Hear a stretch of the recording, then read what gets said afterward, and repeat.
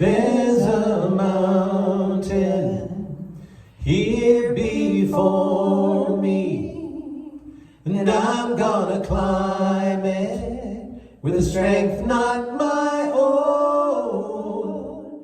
He's gonna lead me when the mountain beats me, carry me through, carry me through. There's a river here before me, and I'm gonna cross it with a strength not my own. He's gonna save me, oh, the river takes me, carry me through, carry me through.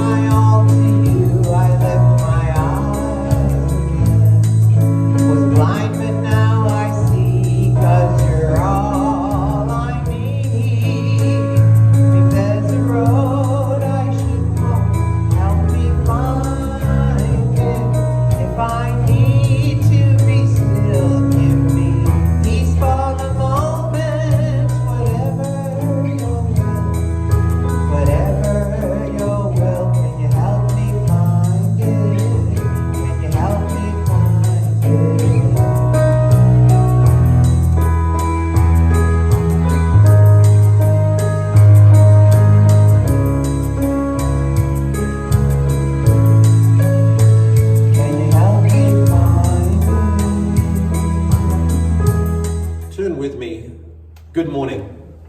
Turn with me, if you would, to the Gospel of Matthew, chapter 14, and I'll be looking particularly at verses 22 through 33.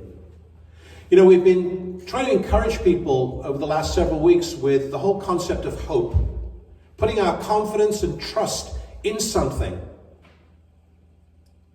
We're living in very uncertain times. We're seeing all kinds of catastrophic weather. We're seeing all kinds of lives lost through all kinds of different reasons. And so it's easy to kind of lose heart and to become hopeless. But I'm hoping this morning's message will encourage you and make you realize that there is hope. There's a hope that we can be absolutely sure of. So I'd like to read from the Gospel of Matthew, starting in verse 22. Immediately, Jesus made the disciples get into the boat and go ahead of him to the other side, while he dismissed the crowd. After he had dismissed them, he went up to a mountain by himself to pray. Later that night, he was there alone, and the boat was already a considerable distance from land, buffeted by the waves, because the wind was against it. Shortly before dawn, Jesus went out to them, walking on the lake. When the disciples saw him walking on the lake, they were terrified. "It's a ghost," they cried out in fear. But Jesus immediately said to them, "Take courage, it is I, don't be afraid." "Lord, if it is you," Peter replied, "tell me to come to you on the water." "Come," he said. Then Peter got out of the boat, walked on the water, and came toward Jesus. But when he saw the wind, he was afraid and began to sink and cried out, "Lord, save me." Immediately, Jesus reached out his hand and caught him. "You of little faith, why did you doubt?" And when they climbed into the boat, the wind died down. Then those who were in the boat worshipped him, saying, "Truly, you are the Son of God." If you look at the passage, you need to understand the context of what's actually just happened. A major miracle has just transpired. He's fed 5,000 people with just the smallest amount of food. The disciples themselves had witnessed an amazing miracle. And then Jesus decided, "Get on the boat and I'll meet you on the other side." And Jesus himself dismissed the crowd immediately. So you might think, why was that? Why weren't they allowed to stay? Why was it so important for Jesus to dismiss them at that particular point? Jesus understood something. Here were people moved by the power of God, witnessing the power that this person, Jesus, had. And he was concerned that they would come to him and ahead of his time make him king. It wasn't time. And so he dismissed them. And he did what he often does. He went alone and started to pray to God the Father, to seek the mind and the will of God. He went up to the mountainside by himself to pray. All during Jesus' ministry, he was heavily involved in prayer, as we should be. Constantly in contact with God the Father. And when evening came, he was there alone, but the boat was already a considerable distance from the land, buffeted by the waves because the wind was against it. Now we need to understand, these people on the boat were professional fishermen. They'd gone out in boats before. They'd experienced all kinds of traumatic weather.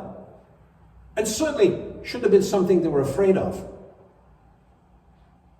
They're also a considerable distance. And I find it interesting that here is Jesus now performing yet another miracle, demonstrating the power of God by walking on the water. And what was the reaction of the disciples, the majority of them? "It's a ghost." They didn't even recognize the Son of God. They didn't even recognize the person of Jesus, who had just hours before performed an amazing miracle. How can this be? How can people so quickly forget the miracles that God performs? I think that's just human nature. We can see a miracle one day and we forget about it the following day, and suddenly we find ourselves filled with doubt, uncertainty. So the reaction in the disciples shouldn't come as any great surprise to us.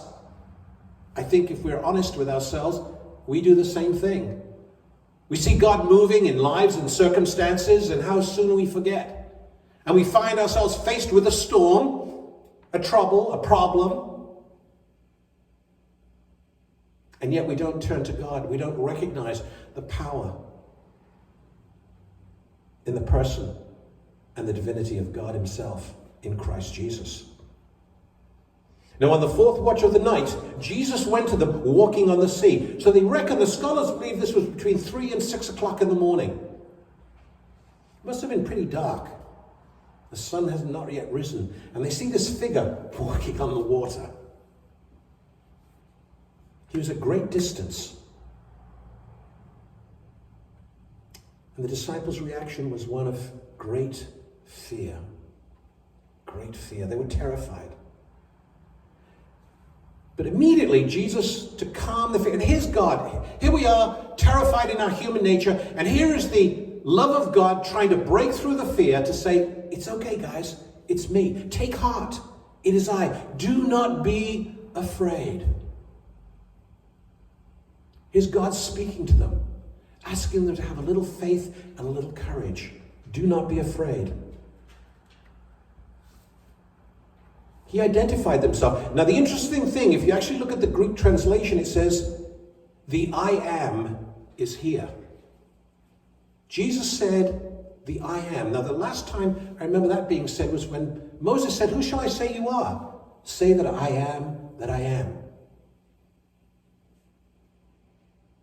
And here's Peter. Says, Lord, if it's you, who else could it be? Here's Peter again demonstrating doubt. If it's you, Lord, tell me to come out on the water. Now, it's very easy for us to remain in that boat. We feel protected. We feel some degree of protection. We're familiar with the boat. We think if we're going to take a chance, we're better off with the familiar surrounds. But the Son of God is asking Peter to step out of the comfort zone, to step out of what is familiar, what is comfortable, what he feels secured by, and to put his trust in him and to step out onto the water. Now, the moment I believe his foot touched the water, he was tapping into something very powerful. He was actually stepping out in faith because everything in his human nature saying, this is crazy. The wind's howling. The waves are really high, and I'm being asked to do something that is impossible. God is asking me to do something that's impossible in my being, from everything I understand, and yet I'm going to trust the Son of God.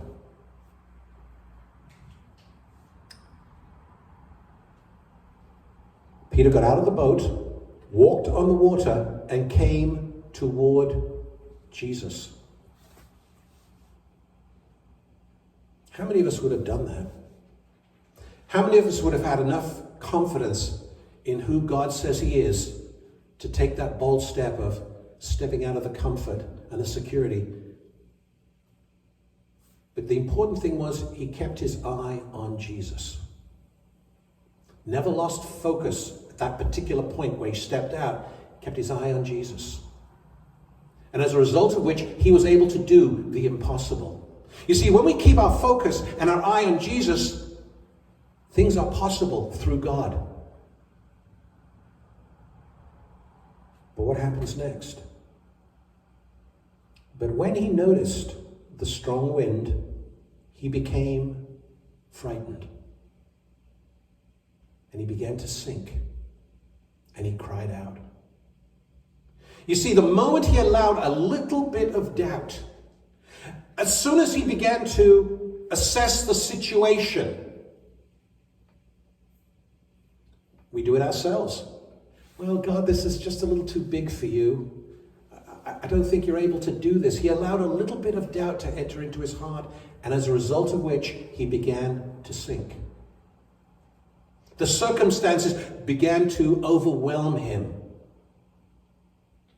began to drown him. As I say, this is an experienced fisherman. I'm sure it's not the first time he's been in the ocean, but there was something about the nature of that storm. A lot of uncertainty, a lot of peril surrounding him. So he cried out, "Lord, save me." There was something in him that still had confidence in the saving power and grace of Jesus Christ. I believe Peter began to sink because for a brief moment he took his eyes off the Son of God and began to look at his circumstances instead of saying, "You know what, I'm going to be steadfast. I'm not looking to the left, I'm not looking to the right, I'm keeping my eyes on Jesus." His faith was strong enough to step out of the boat, but not strong enough to keep his eye on Jesus. You know, we may all start with good intentions, but sometimes we find our faith is weak.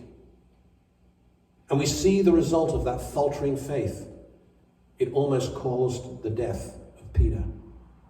But you see, when he cried out to Jesus with that faltering faith, what happened? The word I found is saying, and immediately, not 10 seconds later, not a minute later, immediately. Now, I don't know what the distance was at that particular point, because they don't tell us how far Peter actually traveled on the water. Was it 6 feet away from Jesus? Was it half a mile? We don't know. But whatever the distance was, immediately, Jesus stretched out his hand to save him. You see, God's not bound by space or time or distance. When there's a need, God was immediately there. Immediately Jesus stretched out his hand and caught him and said unto him, "O ye of little faith, why did you doubt?" You see, Jesus was there to demonstrate that the divine power was present at times of need.